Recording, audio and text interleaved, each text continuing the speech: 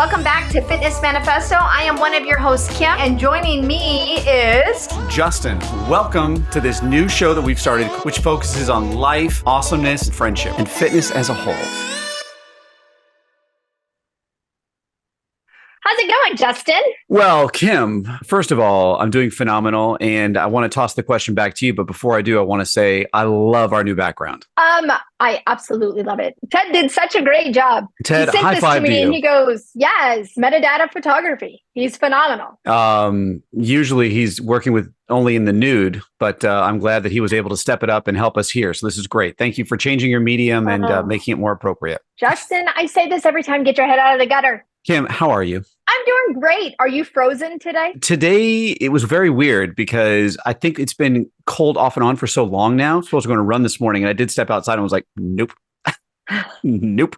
This is the best temperature to run in, though. I have this weird range, though. So I used to be like 50 to 60 was like my ideal. And I'll go to 40s now. I can run in the 40s, but honestly, 30s, the main reason I don't is because there could be ice. Wiping out at 5 a.m. on ice in the 30s. It would make sure that you're awake, though. In one way or another, well, you may be permanently asleep if you're not careful. This is true. So what are you going to do whenever you run this marathon that is up in a couple weeks? I'm nervous is what I'm going to say. The one in February, the half marathon, which I think is a week and a half from now, that one, the weather looks fairly decent right now. It should be in the 60s and 70s at least, so it won't be like this cold. So I can handle that. But the one in March up in the woodlands, March is usually pretty nice here, so I'm not so concerned. So I am nervous about the one coming up, though, just because, I don't know, we'll see. You're going to make sure to put your tights on, right? Well, Kelly did remind me this morning. She's like, you got to make sure you get that body lube stuff. And I'm like, oh, yes, you're absolutely right. Because I usually wear compression pants, stuff like that to help. But as I had mentioned prior to this show, I did go running the other day and it was so cold that I'm going to share with the audience here that I did shave my old nips. You're so dainty. It hurts so bad. Well, you don't notice when you're running. And I went to go take a shower, took my shirt off and I'm like, man, they're bloody. I'm like, what happened? It burns. Oh God. I jumped and I looked down. There's scabs on them. I'm like, well, like, ew. How long was it like this? I mean, I didn't notice a thing until that water hit it. Oh my gosh, did it hurt? Holy It's because you were so cold. You didn't feel anything. See? That's very true. You were numb. Well, so speaking of that, there's actually a great show on Netflix you may want to check out because it's blown my mind. It's called Playground. I think it's called like Human Playground. And it's narrated by Idris Elba. Basically, it goes through different things people do to either experience pain or pleasure or anything. And one of them is this woman who dives on purpose. They didn't say where, but she'll like use a chainsaw, cut through the ice, and she'll go underwater for 30 seconds to a minute, totally like just a bathing suit, and go free diving under it and come back up. Yeah, I'm serious. It's crazy. And she does it. Okay, wait. So she cuts a hole in the ice because that's extremely dangerous to find the hole coming back up to make sure that you can get back out. That you don't drown. Oh, there's so many things. So she basically goes through and to find her way out, she only does it when it's sunny out so she can find the hole. She goes with the team, but like most people, I would have thought she had like a rope or something around her so she could find her way back. Like she doesn't. She literally just goes free diving. And what happened last time,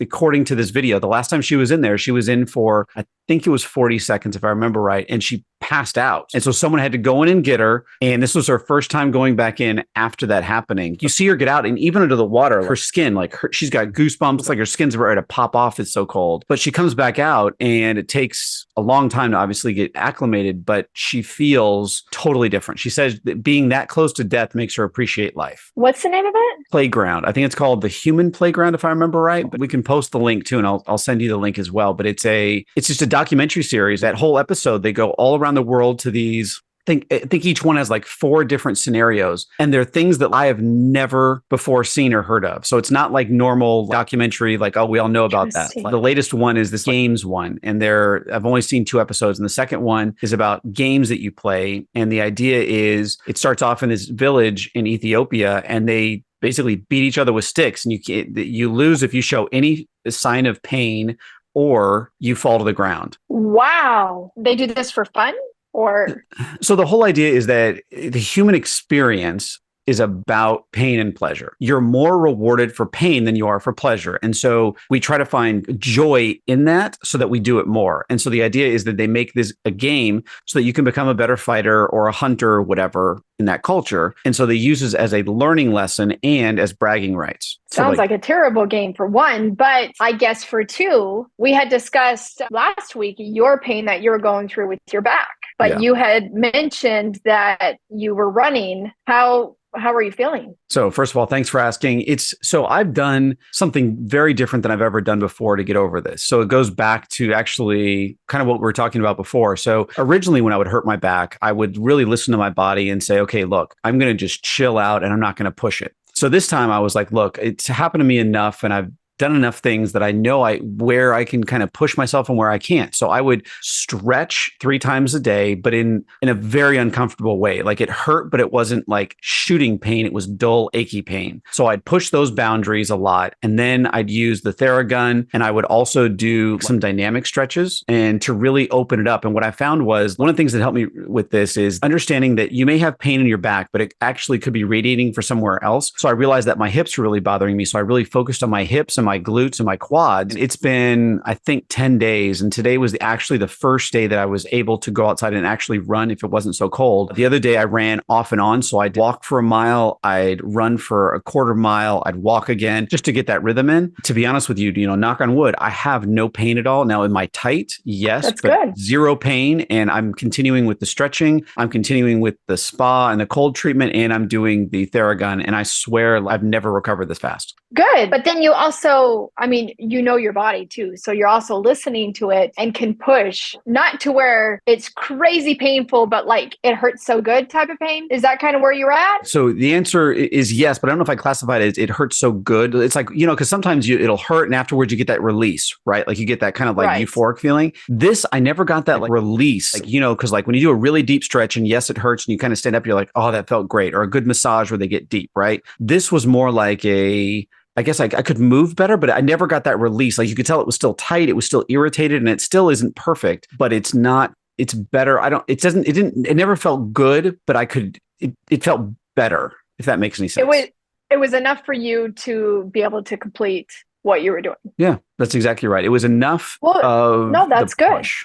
Yeah. That's good. So you're getting back. I am. And it's I guess what's helped the most is the idea that I can, because before, I was devastated because I was like, I can't miss this race. I've got to be prepared. I've got to be able to do at least a half marathon. And I think at that time it was 3 weeks away. Anyways, so I put all my effort into getting better, focusing on balance and understanding that it's all connected and going to the source. Right. So it's not in one spot, it's all over, and focusing on all those different parts to get myself better. Yeah, you were pretty frustrated. I was in a lot of pain too. It's so weird. I think it was like doing something like a squat thing. I was putting like a garbage away or something. And anyways, and I made this popping sound and it was like instantaneous and it's so frustrating. But like we talked about last time, I didn't let it get me down and I didn't focus on it to the point where I'm screwed again. What helped was that I realized there's a solution for this. I will get better. I need to be patient, but I also need to push. Right.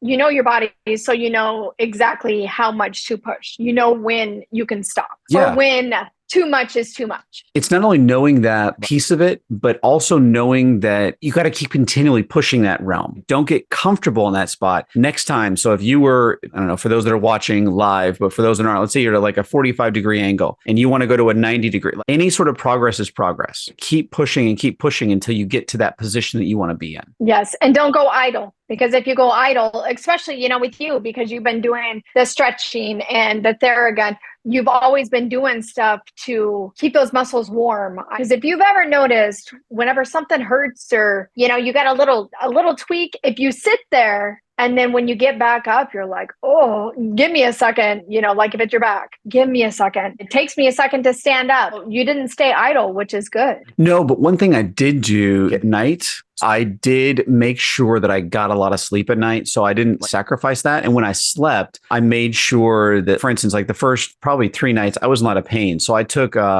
a Tylenol for it. I didn't just try to suffer through the pain. I was like, look, I need to get sleep. So I took Tylenol for it, which helped my body relax. And so I was sleeping. And so I think that also all those things working in concert together really helped. Did you sleep with a pillow underneath your legs to keep your lower back pushed up against the mattress or anything? No. So I slept normally. So I think back in September was the first time I went to the new chiropractor that I see. And she made this really interesting point that I never thought of. And that was the best pillow in the world is the cheapest pillow. And I'm like, what? And it was basically because if it props your head up too much, you're out of alignment. If it's too low, like, it's all these things. So like usually cheap pillows are just barely filled and you can manipulate them and get to the spot you need to. And so what I've been focusing on was using a very soft pillow or whatever that I could manipulate and not prop my head up too high. And so I think that helped put everything also in alignment, if that makes sense. Nope, it absolutely does. With the MS and the pain that I have in my shoulder and my neck, I have always struggled with pillows. Is it the same thing for you? Do you use, or do you have like a special high end? I mean, what do you use? Oh, we have tried everything. Oh, the ones that you blow the air into or you can deflate them. I can't even, they're like Tempur-Pedic pillows. My pillow that I love right now is the purple pillow. Honestly, I absolutely love Is that a brand? Yes. Oh, cool. Tell me about it. I know nothing about it. It is on the inside of it. There's like little squares in it. It is just one of the most comfortable pillows I have ever slept on. And your head doesn't stick up. It like goes into it. And I love it. Ted would buy me so many different types of pillows because it hurt. It hurt. I couldn't get comfortable until we got this one. I don't really have a problem anymore. You said you fall back into it. So do you sleep on your back or on your side? Mainly I'm on my side, but I will sleep on my back as well. But it's not like this.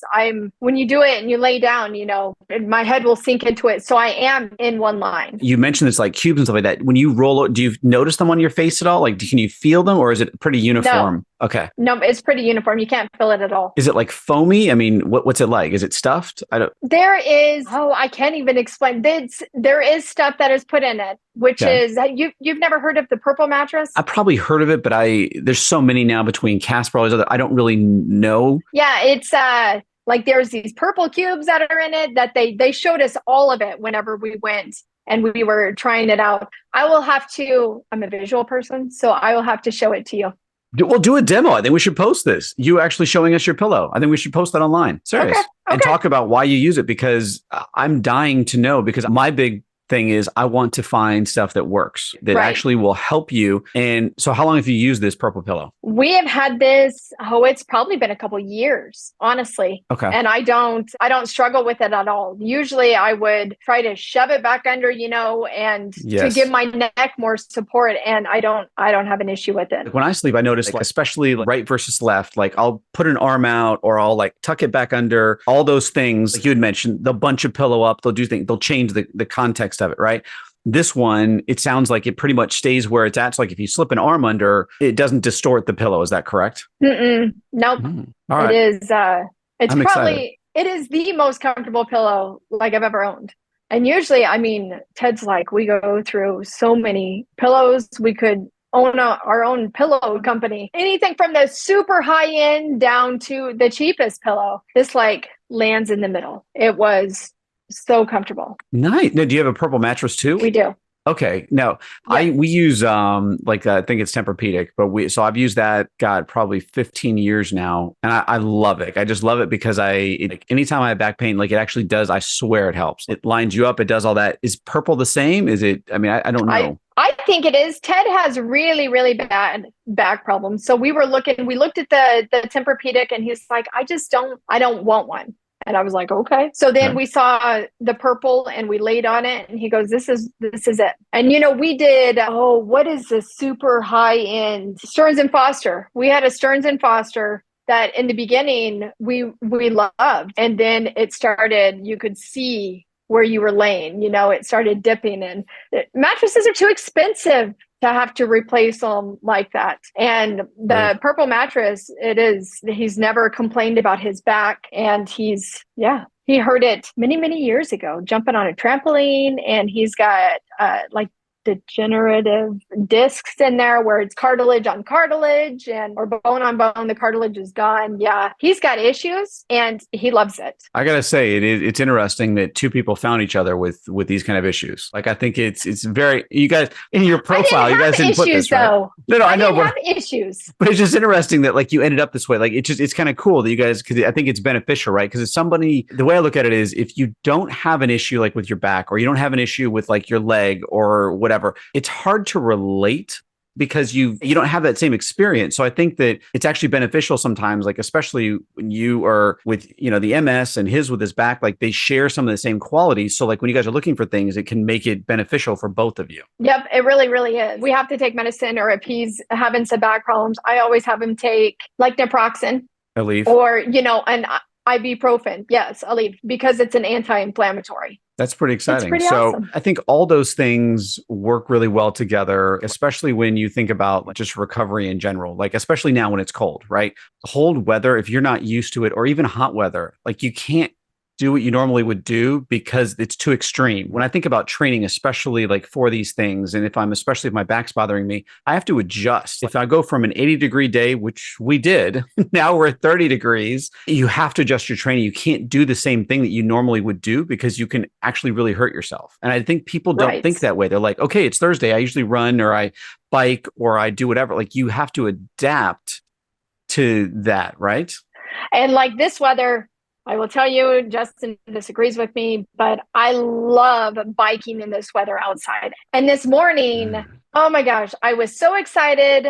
We were going to bike to school, and my daughter was like, what? And she was beside herself, but I was waiting for the rain to kind of slow down. I had been watching the radar, and she was like, but it's so cold. And I'm like, no, it's not. You're going to bundle up. But I always ride with a neighbor. And Abba was so beside herself. I had texted her and said, have you left yet? And she must have read my mind. We had talked about riding together, and all I got, her response to me was here. And I was like, she knows me very well. So then I told Abba, get your stuff, we gotta go, because we were rushing. But I love biking in this weather. It is such a change. Now, walking in this weather, I can't. My right leg, like we discussed, it is what it is. But biking is a different ball game, especially in the rain. And this is, again, for those, I'm not sure when this will air, but you have to appreciate the fact that it was, I think, 34 this morning when school was starting, somewhere on that.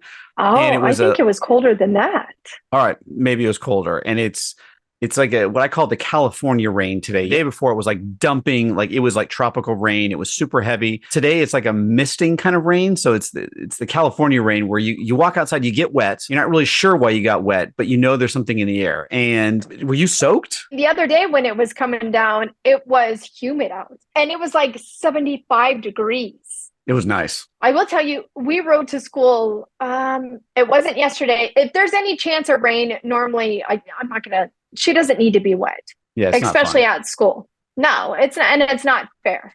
So yesterday we rode in the car with our neighbor. It was the day before where it was just cold, and I absolutely love it.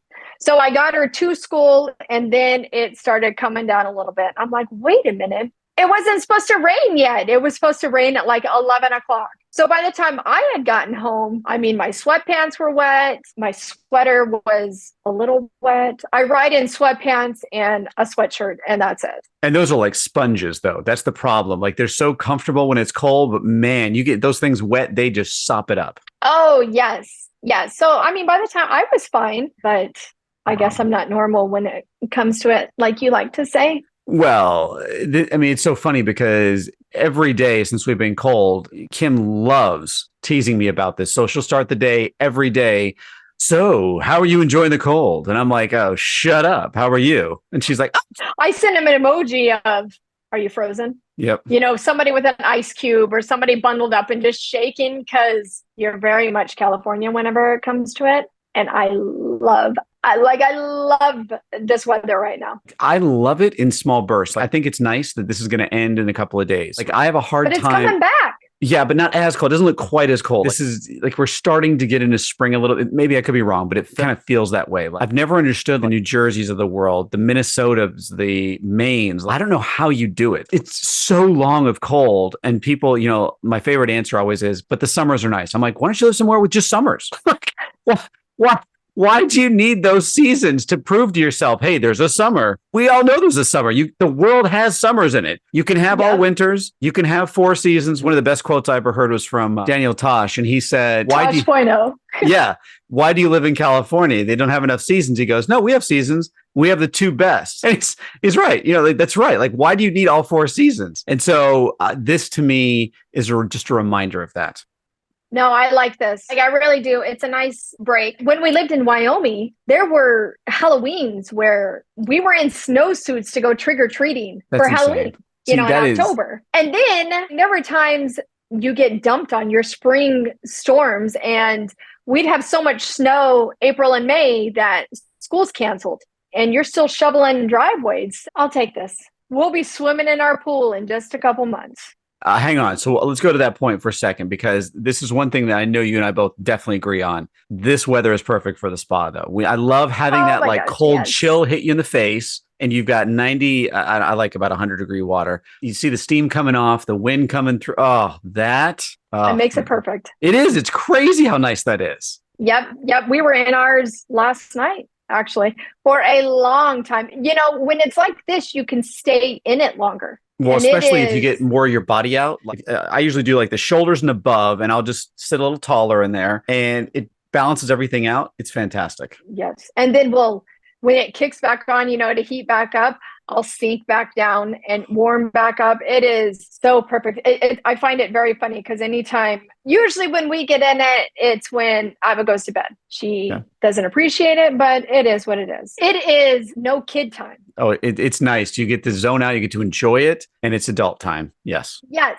But yesterday, Ted goes to Abba. He goes, it's nice in this weather. We can sit in the hot tub. And she was like, yeah, well, Ted is like her play partner. She'll bring characters out and they'll play on the side of the pool, and they have like the best time. And last night she got to join us, and it was so funny. They started bickering about their story that they were playing with these characters. I was like, it's so unfair. And it was the funniest thing. And I'm sitting there going, this hot tub just got real stale. This is why we sit in it with no children. It was very humorous, though. I laughed. Oh, I'm sure it's fun, but it's sometimes, though, especially like at night, you kind of need that reprieve. Anyone who has a teenager knows that no matter how much you love them, no matter how much you want to be with them, you need a break, because all kids are a lot of work. Babies are a lot of work, and teenagers, I would say, are on par with that. But our teenager, when we see him, it's food. It's very rare that he's like, I'm going to sit in the hot tub with you. No. And most of the time when we go to bed, we're like, hey, good night, when he's still up. But yeah, we only see him when he wants to eat. Well, that makes sense. So that's okay. It's the younger ones that you're like, oh, is it time for a break yet? Is it your bedtime? Well, we had a period, I think maybe 3 weeks in a row, something like that, where every Monday was canceled. One was a holiday. Then we had like a rain day or something, or a chill day somewhere in there. And we were texting each other back and forth going, I don't think our kids go to school anymore. Like, I don't understand this. All I pictured was like, all the teachers are at their school. There's like strobe lights. There's like a DJ. They're all like, woo, another day off. And all the parents are at home like sweating it because they have to work. And anyways. Yes, we had to actually adult. Not only adult, it just kept going. It was like we had winter break, and then we had President's Day, and then we had like, I think it was a rain day or something. It was just like, it just kept going. And I was like, this has got to end at some point. This has to end. So knock on wood, we get a full week this week. It's like when your kid goes back to school and then they get sick, it just throws your whole day off. And it's okay. You adapt and you live with it, and it's okay. Like, stuff happens, right?